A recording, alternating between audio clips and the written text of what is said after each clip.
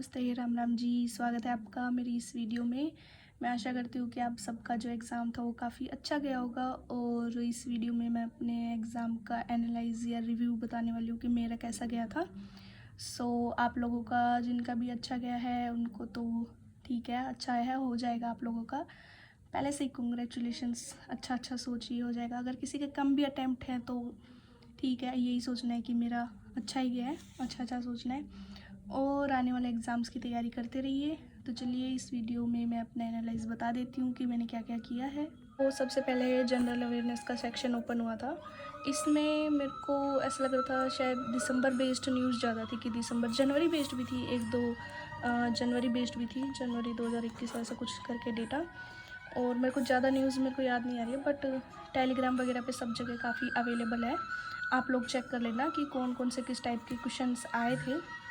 But मेरे को तो काफ़ी टफ लगा था कि मेरे हिसाब से, बट जिन्होंने पढ़ा होगा उनके काफ़ी अच्छे अटैम्प्ट्स रहे होंगे। मैंने तो 5 ही, और ये भी बस ऐसे ही कि थोड़े बहुत 2-3-4 ऐसे लग रहे थे कि मैंने पढ़े हुए हैं।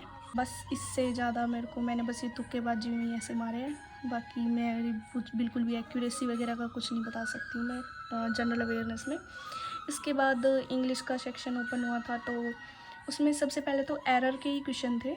एरर के क्वेश्चन आए थे 7, और एरर तो बिल्कुल करती नहीं हूँ, उसमें तो कुछ भी एक्यूरेसी वगैरह नहीं है। फिर आई थिंक आरसी ओपन हुआ था, और उसके बाद ये वर्ड स्वैप और कॉलम बेस्ड भी थे।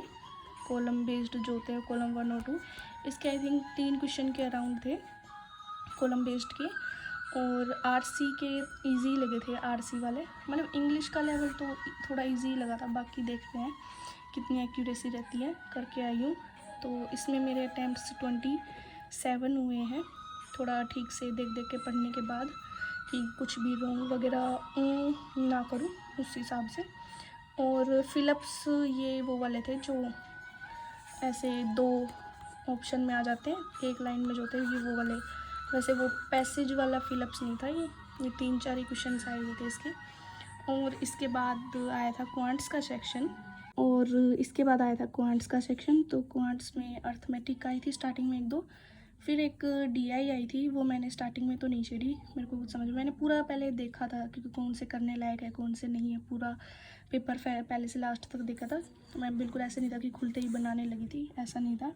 फिर मेरे को सिंप्लीफिकेशन क्वाड्रेटिक दिखी, तो फिर थोड़ा सा ऐसे लगा अच्छा चलो कुछ मेरे लायक बनाने लायक आया है।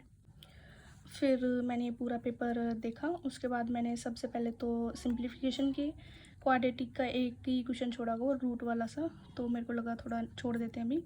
फिर मैंने डीआई के ऊपर शिफ्ट किया। डीआई 1-2 तो थोड़ी ठीक थी, थोड़े 2-4 क्वेश्चन उसमें से हो गए थे।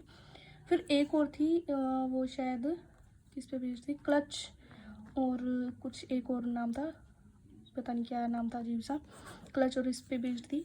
तो ये जो एल से जो नेम था इसके तो पूरा डेटा दिया हुआ था 350 के अराउंड ऐसे करके कुछ, ABC PQRST था, ये ABC करके था। और फिर जैसे ये इसका एल से जो नेम था वो गए, क्लच वाला डेटा में कुछ दिया नहीं हुआ था। फिर जो इन दोनों का टोटल था उसकी और इसकी, इन दोनों की रेशियो दी हुई थी, तो मेरे को लगा कि इन दोनों की रेशियो है, मैं ये करने लग गई। और मेरे से फिर बाद में इतना कुछ मेरा समझ में नहीं आया, क्योंकि मैंने कोई भी डीआई वगैरह की इतनी क्लास नहीं देखी थी। अगर मैं देख के कर लेती फिर तो ये वाला क्वेश्चन भी, मतलब मेरे को ऐसा लग रहा था बन जाता फिर मेरा, बट फिर ये नहीं हुआ मेरे से। और डेटा सफिशिएंसी बेस्ड थे।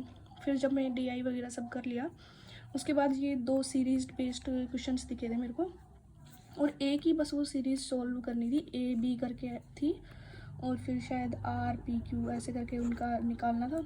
तो मेरा AB और ये दोनों सीरीज़ सॉल्व तो हो गई थी, मैंने एक्सट्रैक्ट कर लिया था डेटा। फिर मैंने बाद में देखा कि उस पे ही बेस्ड वो सब कुछ क्वेश्चंस आए हुए थे, बट टिक नहीं कर पाई मैं, टाइम ओवर हो चुका था।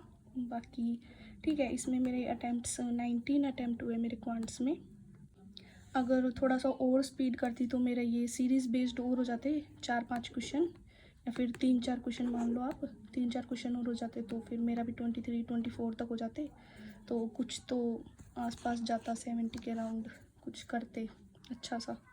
फिर इसके बाद ओपन हुआ था रीजनिंग में भी मैंने स्टार्टिंग से लास्ट तक बिल्कुल ऐसे देखा कि कैसे कैसे क्वेश्चंस आए हुए हैं। फिर इनपुट आउटपुट और कोडिंग डिकोडिंग ये सब मतलब देख देख के मेरे को लगा पहले मैं मिसलेनियस करती हूँ, बट फिर वो रो बेस्ड सबसे एंड में रो बेस्ड के क्वेश्चंस थे, क्रिटिकल के बाद में ऐसे करके कुछ, और 3 क्वेश्चन थे इसके रो बेस्ड के। और ये रो बेस्ड मेरे को थोड़ा कंफ्यूजिंग सा लगा था क्योंकि वो एग्जाम्पल नीचे दिया हुआ था, तो even even not prime not odd not perfect square ऐसे करके कुछ, तो कंफ्यूजिंग सा लगा। फिर मैंने सोचा कि पज़ल करना थोड़ा ठीक है। फिर मैंने सबसे पहले ये ईयर बेस्ड पज़ल उठाई थी, ये भी डबल वेरिएबल बेस्ड थी। इसमें एक और वेरिएबल दिया होता है, एक तो एज दी हुई थी और शायद पर्सन भी दिए हुए थे, और इनके ऊपर एक और जो डेटा दिया हुआ था वो था। ये 2 मतलब डबल वेरिएबल बेस्ड थी ये। और इसमें मेरे को मतलब टाइम लगा थोड़ा बहुत, मेरे को ऐसे लगा कि ना बन पाई, तो ऐसे करके मोस्टली डिफरेंस दिया हुआ था, इसके और इसका डिफरेंस इतना है, इसका और इतना डिफरेंस इतना है, ऐसे करके।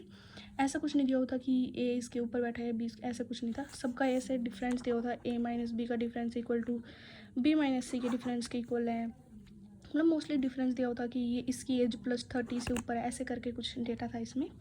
अगर आप लोगों में से किसी का सेकंड शिफ्ट में एग्ज़ाम है तो बताना, अगर कुछ भी मतलब इधर उधर क्वेश्चंस का वो चला गया हो तो आप लोग बता देना मेरे को, क्योंकि मेरे को ज़्यादा भी याद नहीं है। जितना याद है उतने मैंने जितने किए उस हिसाब से मैं आपको बता रही हूँ। फिर ये वाली पज़ल थोड़ा टाइम स्पेंड करने के बाद बन गई थी, 1 गो में ही बन गई थी, मतलब एक ही पॉसिबिलिटी में। फिर ये फ्लोर बेस्ड थी एक और, ये भी इसके साथ भी एक और वेरिएबल्स वगैरह थे, पोमीग्रांट वगैरह बनाना। ये फ्रूट्स बेस्ड एक और था, ये भी डबल वेरिएबल ही थी वैसे तो, फ्लोर बेस्ड। इसका भी 2 पॉसिबिलिटी मतलब ये बन रही थी, डॉट मेथड से बनाई थी मैंने। अगर कोई अंकुश सर को फॉलो करता है तो उनको पता होगा, डॉट मेथड यूज़ करके मैंने बनाया था, तो उससे फिर बन गई थी, ठीक से हो गया था मेरा। तो ये 2 पज़ल ही मैंने पहले बनाई थी, उसके बाद सिलोग्स वगैरह के जो क्वेश्चंस बचे सिलोग्स के किए थे, ये एक किए थे मैंने। इसके अलावा और भी पज़ल्स थी, मेरे को उनका डेटा वगैरह मैंने रीड नहीं की थी। मेरे को जो देख के ऐसा लगा कि ठीक है ये बननी चाहिए थी, वो मैंने बना दी। बाकी मेरे से कुछ ज़्यादा पढ़ा नहीं गया, और मतलब मैंने पज़ल देखी नहीं और कैसी थी, बट 1-2 और थी पज़ल्स। और शायद एक क्वेश्चन लॉजिकल बेस्ड भी होगा, लॉजिकल रीज पज़ल वगैरह टाइप का ऐसा, वो भी मैंने कुछ इतना रीड सा नहीं किया था। एंड डेटा सफिशिएंसी के क्वेश्चन किए थे, इनमें भी टाइम लगा। और ये डबल वेरिएबल हो गए, डेटा सफिशिएंसी के किए थे और सिलोग्स के किए थे। 2 पज़ल करने के बाद इनमें ही बस मेरे को इतना टाइम लग गया। एक नंबर के या कितने नंबर के थे वो तो पता नहीं, बट पज़ल तो 1.2 की थी। देखते हैं अभी कितना क्या रहता है। इसमें मेरे 16 ही अटैम्प्ट्स हुए हैं, एंड टोटल अटैम्प्ट्स मेरे 67 हैं। ज़्यादा अच्छे तो नहीं हैं, बट जो जैसा मैंने सोचा था कि मतलब मैं जो भी मतलब रीजनिंग में ही था मेन, कि जो भी पज़ल बनाने की कोशिश करूँ या जिस पज़ल को भी उठाऊँ वो बस मेरे से बन जाए। क्योंकि जो आप लोग पहले से फॉलो करें उनको पता होगा कि इतनी कुछ ज़्यादा तैयारी हुई नहीं थी मेरी। बाकी ठीक है, करंट अफेयर्स में मेरे भी अगर 10-15 के अराउंड भी बन जाते तो काफ़ी सही रहता है, इनमें काफ़ी अच्छे से 70 के अराउंड हो जाता फिर मेरा भी। बाकी आप लोगों का कैसा एग्ज़ाम गया है ज़रूर बताना। ये मेरा था 10 अप्रैल को सेकंड शिफ्ट में, और जिनका कल एग्ज़ाम है 12 को उनको best of luck, all the best आप सबको। आपका एग्ज़ाम भी काफ़ी अच्छा जाएगा। और ऐसे पहले से प्री एग्जाम्शन करके मत जाना कि ऐसा हुआ है वैसा हुआ, कुछ नहीं, बिल्कुल रिलैक्स माइंड होके जाएं, वो बेटर रहता है। कुछ भी है मस्त चिल होके बैठना है, ज़्यादा आसपास किसी से बातें नहीं करनी है, और बस अपने एग्ज़ाम को 100% दो, चाहे कितने भी अटैम्प्ट्स करके आओ आप, ठीक है। तो चलिए, एसबीआई के एग्ज़ाम सब एंड हो चुके हैं, आने वाले एग्ज़ाम्स की हम फिर तैयारी करेंगे थोड़े टाइम में। और अगर आपको वीडियोस अच्छी लगती हैं तो लाइक शेयर सब्सक्राइब करना ना भूलें, और आने वाली जर्नी का पार्ट बनने के लिए चैनल को सब्सक्राइब ज़रूर करें।